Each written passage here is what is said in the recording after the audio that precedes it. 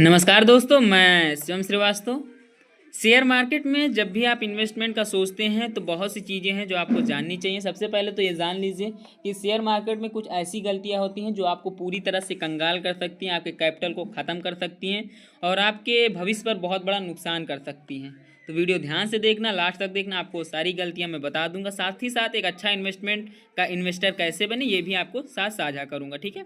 अगर मैं बात करूं शेयर मार्केट में बिगिनर्स को किन चीज़ों से बचना चाहिए, तो सबसे पहली बात है कि आपको जल्दी अमीर बनने का सपना नहीं देखना है। मार्केट कोई जल्दी अमीर बनाने वाली मशीन नहीं है। धैर्य, समय और सही रणनीति से आपको मुनाफा मिलता है, ठीक है।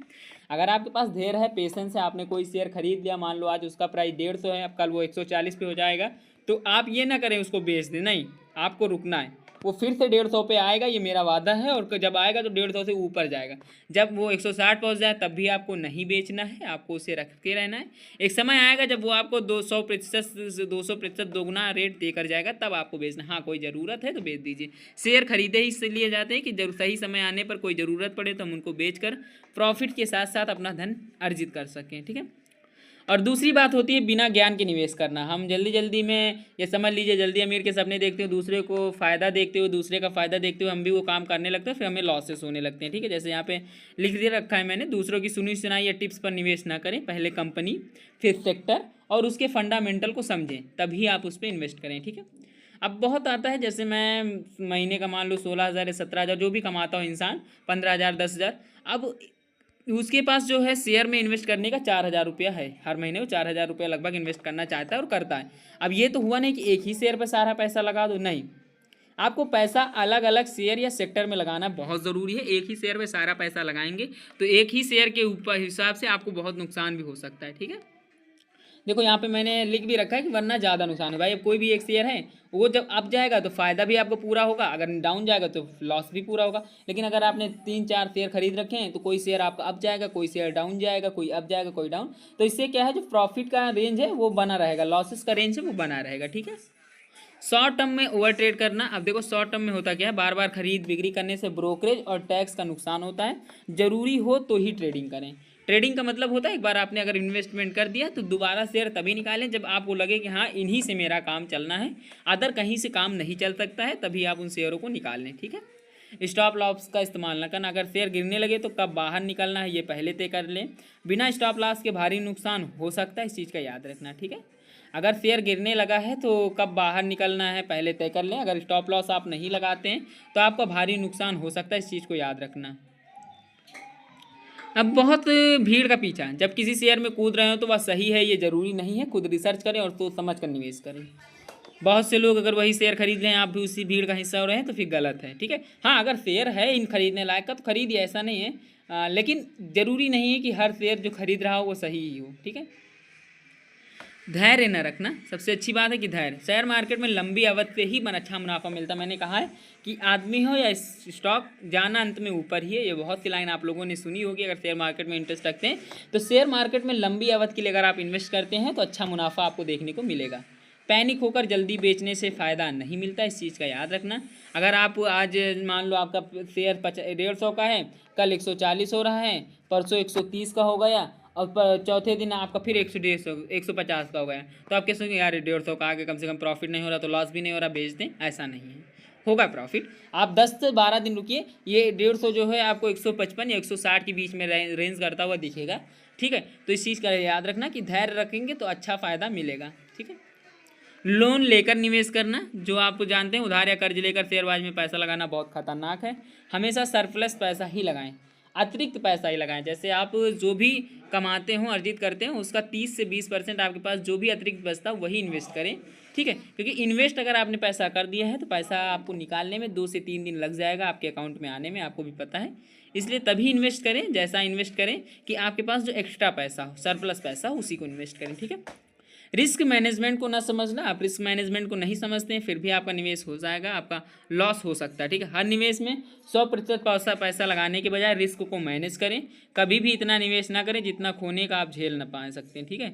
मतलब आप कभी भी इतना निवेश ना करें शेयर मार्केट में जितना खोने का आप झेल नहीं सकते। मतलब कि आपने 10,000 इन्वेस्ट कर दिया, अब आपका आज 10,000 चला गया तो फिर आप क्या होगा, आप झेल नहीं सकते हैं। अगर झेल नहीं सकते हैं तो इन्वेस्टमेंट ना करें। आप हमेशा दो तरह का पैसा रखें, एक बैंक में रखें पैसा जो कि आपको हम ज़रूरत के समय 10 से 5 मिनट के अंदर मिल जाए, और एक आप स्टॉक मार्केट में रख सकते हैं पैसा जो कि 2 से 3 दिन में आपके पास आ जाएगा। ठीक है, बिना प्लानिंग के शुरुआत करना। एक लक्ष्य जैसे long term wealth creation, short term profit पहले तय करें, उसी हिसाब से स्ट्रेटजी बनाएं। ठीक है, एक लक्ष्य जैसे long term wealth creation, short term profit पहले तय कर लें, उसी हिसाब से स्ट्रेटजी बनाएं, तभी आप लोगों का जो है यहाँ पर फ़ायदा होगा। ठीक है, लॉन्ग टर्म वेल्थ क्रिएशन, ये सारी चीज़ें मैंने बता रखी हैं, अभी चैनल पे वीडियोस पड़ी हुई हैं, आप जाकर देख सकते हैं।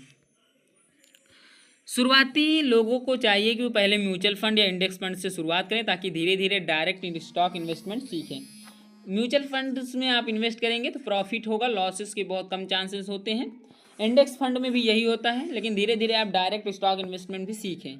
ठीक है, तो डायरेक्ट इन्वेस्टमेंट स्टॉक क्या होता है, जैसे आपने टाटा में सीधे इन्वेस्ट कर दिया, मैंने जैसे 10 to 30,000 रुपीज़ के आसपास मैंने यहाँ पर इन्वेस्ट कर रखा है टाटा में, तो आप डायरेक्ट इन्वेस्टमेंट कर सकते हैं। ठीक है, अब मैं एक इन्वेस्टमेंट प्लान आपके साथ साझा करने वाला हूं, इसको ध्यान से सुनना और अच्छे से समझना। ठीक है, सबसे पहले शेयर मार्केट के बेसिक्स को समझे, मैंने बता दिया, आपके शेयर भी बता दिया आपको, सेंसेक्स और निफ्टी क्या इनके बारे में भी मैंने आपको बता दिया था एक ही वीडियो में।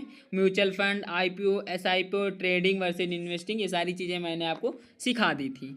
उसके बाद मैंने आपको ये भी बताया था कि 15 से 20 मिनट आप अच्छे से फाइनेंस से कोई भी यूट्यूब चैनल से आप पढ़ सकते हैं। अगर यूट्यूब चैनल से नहीं पढ़ पाते हैं तो आप मुझे कमेंट करें, मैं आपको PDF वगैरह प्रोवाइड करा दूंगा जिससे आप लोगों को अच्छे से समझ में आएगा। वरना मैं तो हूँ, मैं लगातार आपके साथ वीडियोस देता रहता हूँ आपको। ठीक है, अब वो बात करते हैं स्मॉल स्टार्ट। 0 से 5,000 रुपये से शुरुआत में शेयर न खरीदें। म्यूचुअल फंड या इंडेक्स फंड में SIP शुरू करें, जैसे जैसे निफ्टी फिफ्टी इंडेक्स फंड, इनमें आप इन्वेस्ट कर सकते हैं। 50 कंपनियां होती हैं, जब ऊपर जाएंगी तो आपका पैसा सेफ रहेगा। ठीक है, इसमें आपका पैसा सेफ रहेगा और धीरे धीरे मार्केट की चाल समझ में आएगी। मार्केट को अगर आप समझने लग गए तो फिर आपका पैसा बनने लगेगा, आपका पैसा बनने लगेगा तो आपका प्रॉफिट होने लगेगा। ठीक है, वर्चुअल प्रैक्टिस। अब वर्चुअल प्रैक्टिस क्या है, जीरोधा, ग्रो, अपस्टॉक जैसी ऐप पर वॉच लिस्ट बनाइए।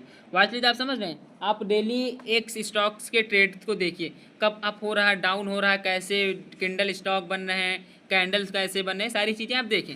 1-2 महीने सिर्फ देखने का अभ्यास करें और कौन से शेयर कैसे चलते हैं ये जानने का प्रयास करें। ठीक है, इससे बिना पैसा गंवाए अनुभव मिलेगा, जो अनुभव मिलेगा आपको बहुत प्रॉफिट देगा। और यकीन मानो कि अगर आपने एक बार कैंडल्स को पढ़ना सीख लिया तो फिर आपका पैसा बनना स्टार्ट हो जाएगा।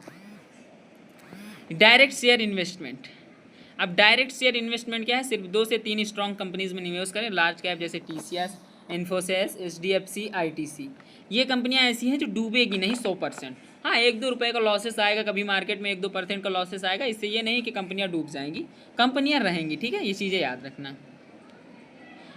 सारा पैसा एक जगह ना लगाएं, 3-4 हिस्सों में बांटें। मैंने ये 2 बार लिख कर दिया आप लोगों को ताकि आपको समझ में आए कि सारा पैसा एक जगह नहीं लगाना है, 3 से 4 कंपनियों में आपको इन्वेस्ट करना है।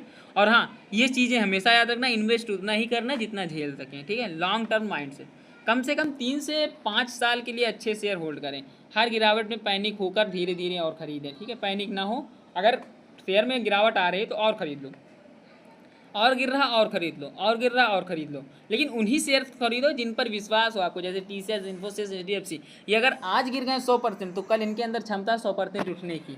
तो गिर रहा है तो खरीदो, लेकिन हर शेयर ना खरीदो, मेरा कहना माना। लेकिन हाँ, उन शेयर को जरूर खरीदना जो अपने आप में खड़े हो जाते हैं। बहुत ऐसे हैं, जैसे आपने एक यहाँ पर न्यूज़ देखी होगी, आपको पता है कि जो अडानी का शेयर था एक दिन बहुत नीचे आ गया था। ठीक है, हिडेनबर्ग के एक मतलब कि हिडेनबर्ग की एक न्यूज़ आई थी जिसके हिसाब से वो डाउन हो गया था, बर्बाद हो गया था एकदम, लेकिन दूसरे दिन से क्या हुआ था, उठ गया था। ठीक है, कभी कभी 20 से 25% से ज़्यादा पैसा शेयर बाज़ार में न लगाएं, बाकी का पैसा FD, गोल्ड या बैंक सेविंग्स में रखें। ठीक है, गोल्ड में आप डाल सकते हैं, लेकिन FD वगैरह में रख सकते हैं, बैंक सेविंग्स में रख सकते हैं। ठीक है, लोन लेकर कभी निवेश ना करें, आप अपनी खुद की कमाई का निवेश करें। लोन लेकर निवेश करेंगे तो फिर जोखिम हो सकता है।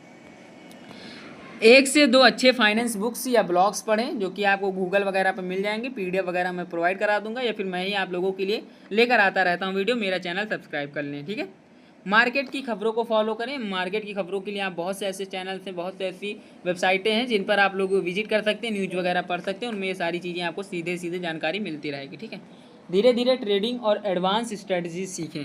सीखने में कमी नहीं रखनी है, इन्वेस्टमेंट अभी नहीं करना, लेकिन सीखने में कोई कमी नहीं रखनी। लगातार सीखते रहें, लगातार फ़ायदा होता रहेगा। ठीक है, अब यहाँ पर बात करते हैं बिगिनर्स के लिए सबसे अच्छी तरीका है म्यूचुअल फंड में एसआईपी करें, थोड़ी सी डायरेक्ट इक्विटी इन्वेस्टमेंट करें, नॉलेज बिल्ड करना, ठीक है।